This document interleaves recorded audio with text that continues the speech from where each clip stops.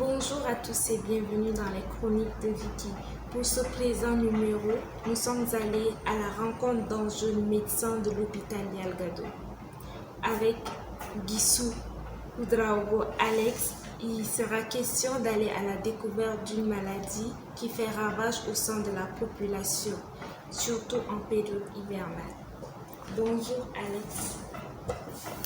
Bonjour et bienvenue.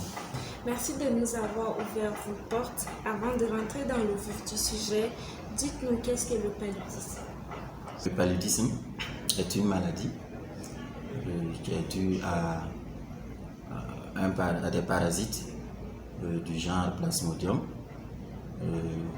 Il est transmis par l'intermédiaire d'un vecteur qui est un moustique du genre Anophèle, et c'est précisément Anophèle femelle. Maintenant, en ce qui concerne les manifestations, il faut savoir qu'on va distinguer d'abord le paludisme simple et le paludisme grave. Maintenant, en ce qui concerne le paludisme simple, comme manifestation, le patient peut avoir au début des nausées, des vomissements, des céphalées, communément appelées maux de tête, des courbatures. Voilà. Maintenant, pour le paludisme, ça c'est en termes de signes fonctionnels et généraux. Maintenant, pour le diagnostic, il y a des examens paracliniques qu'on fait pour pouvoir confirmer qu'il s'agit bien du paludisme.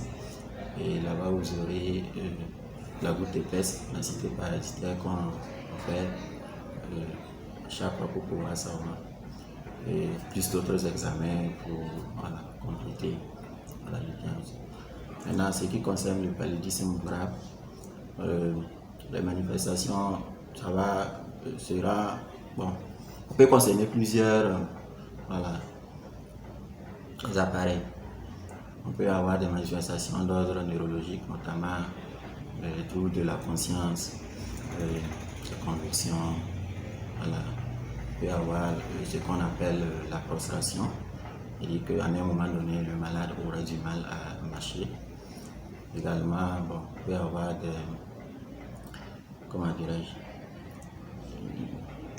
oligo-anuries, ça c'est une manifestation d'ordre rénal.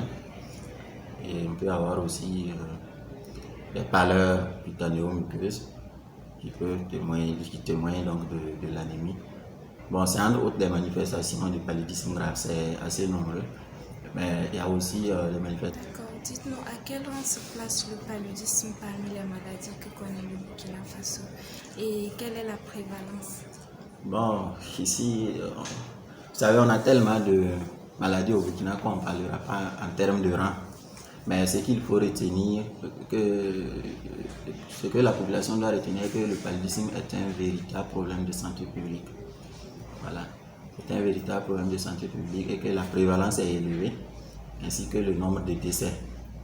Et chaque année, il y en a beaucoup de nombre de cas et de nombre de décès.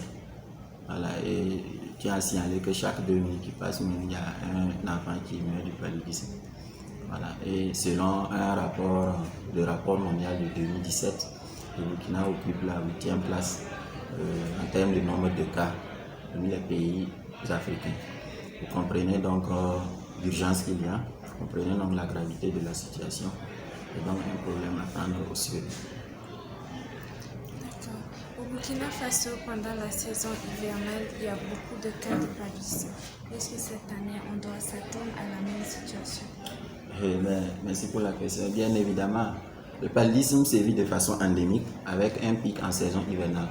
Donc c'est tout à fait normal que cette année, en saison hivernale, on s'attend à ce qu'il y ait un pic encore en termes de nombre de cas. Et tout ça c'est lié au mode de transmission. Je vous disais tantôt que c'est par l'intermédiaire d'un moustique qui est le vecteur.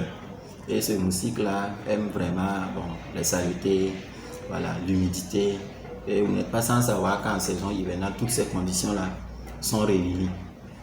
Donc il n'y a pas d'étonnement à s'attendre qu'en saison, cette année encore, qu'il y ait un pic en termes de nombre de cas.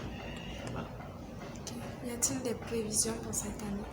Les prévisions, bon, comme je vous le disais tantôt, il y aura, non, sans doute, il y aura, comment on appelle ça, un pic en termes de nombre de cas. Mais on ne peut pas donner des chiffres puisque l'année est toujours en cours. Donc, ce qu'il faut retenir seulement est qu'avec la saison hivernale, c'est sûr on aura un nombre de cas élevés de paludisme. Seulement, on souhaite que ça soit moindre par rapport aux années actuelles. Quelles sont les précautions que la population doit prendre pour éviter le paludisme?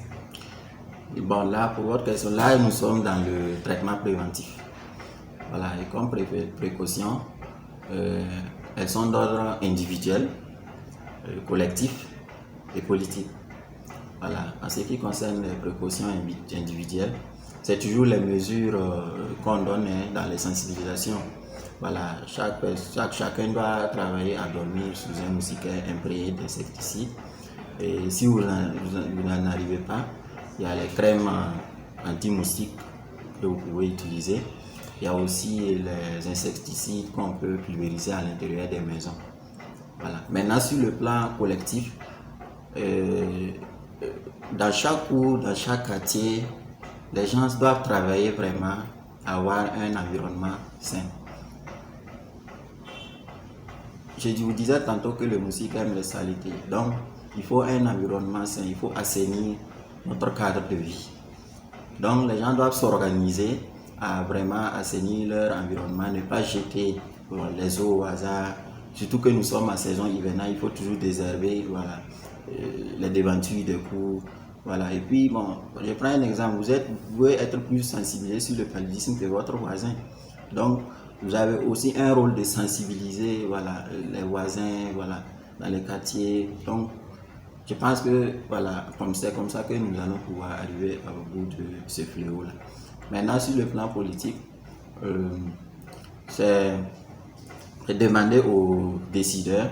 C'est vrai qu'il y a des mesures qui sont en cours dans le cadre de la lutte contre le paludisme pour l'atteinte de l'objectif des 0 cas de paludisme. Mais néanmoins, on interpelle toujours les décideurs à renforcer ces mesures-là et à renforcer les campagnes de sensibilisation et disponibiliser encore plus les moustiquaires imprégnés pour la population, notamment la population vulnérable, à savoir les femmes enceintes, les enfants. Voilà. Je pense que telles sont les précautions qui pourront vraiment nous aider à faire barrière à ce fléau. Nous avons l'impression que le paludisme a été un peu délaissé vu la situation de la COVID-19. Quelles peuvent être les conséquences? D'accord, délaissé c'est trop dit. Certes, l'arrivée de la COVID-19 a eu un impact, mais on peut dire que c'est délaissé, c'est trop dit. Si vous avez remarqué, au début de la COVID-19, il y a eu une forte mobilisation pour contrer la maladie. Il y a eu une forte mobilisation en termes de personnel, en termes de finances. En tout cas, beaucoup d'énergie a été mise pour contrer la maladie. Donc, on ne peut pas dire que ça n'a pas eu d'impact sur la lutte contre le paludisme, mais délaisser, c'est trop dit. Voilà. Maintenant, pour ajouter, il faut savoir qu'en ce qui concerne la COVID-19, il y a une structure qui a été créée uniquement pour la prise en charge des cas de COVID-19. Ce qui veut dire que les autres structures de santé restent toujours ouvertes pour les cas des autres maladies ainsi que le paludisme. Donc on ne peut pas dire vraiment que le paludisme a été délaissé en faveur de la COVID-19. En ce qui ressort, le paludisme et la COVID-19 ont quelques symptômes en commun. Comment faire pour différencier les deux? D'accord. Merci pour la question. Bon, d'abord, il faut que la population fasse attention pour ne pas tomber dans l'amalgame comme ceux qui l'ont fait concernant le paludisme et la dengue, jusqu'à créer l'appellation paludingue. C'est tout à fait des maladies différentes. Et si on veut revenir sur le plan étiologique, je le disais tantôt, le paludisme est dû à un parasite, du genre Plasmodium. Alors que la COVID-19, comme le coronavirus, comme son nom l'indique, est dû à un virus. Donc déjà, on comprend que c'est des maladies différentes. Maintenant, comme les deux agissent sur l'organisme, c'est normal qu'à un moment donné, on ait des symptômes similaires. Par exemple, si vous prenez le paludisme, vous allez retrouver les céphalées, communément appelées maux de tête, il y a la fièvre. Voilà. Dans la COVID-19 aussi, on peut avoir ça. Dans le paludisme, à l'étape grave, on peut avoir la détresse respiratoire. Dans la COVID-19 aussi, on peut l'avoir. Mais dans la COVID-19, c'est une atteinte des voies respiratoires. Donc, on aura plus de manifestations, voilà, respiratoires. Maintenant, ce que la population doit retenir est que quel que soit le symptôme que la personne a, il faut toujours se référer à une structure de santé. C'est de là que des investigations seront, voilà, faites et on pourra savoir exactement cette dernière à opter pour une prise en charge. Vous avez parlé tout à l'heure du paludisme. Qu'en est-il? Ça a disparu ou c'est toujours d'actualité? Non, c'est toujours d'actualité. D'accord. Certaines personnes prennent des médicaments pour prévenir le paludisme. Est-ce aussi une bonne méthode pour ne pas contracter la maladie? D'accord, merci pour la question. Je tiens à confirmer que la chimioprophylaxie antipaludisme existe réellement.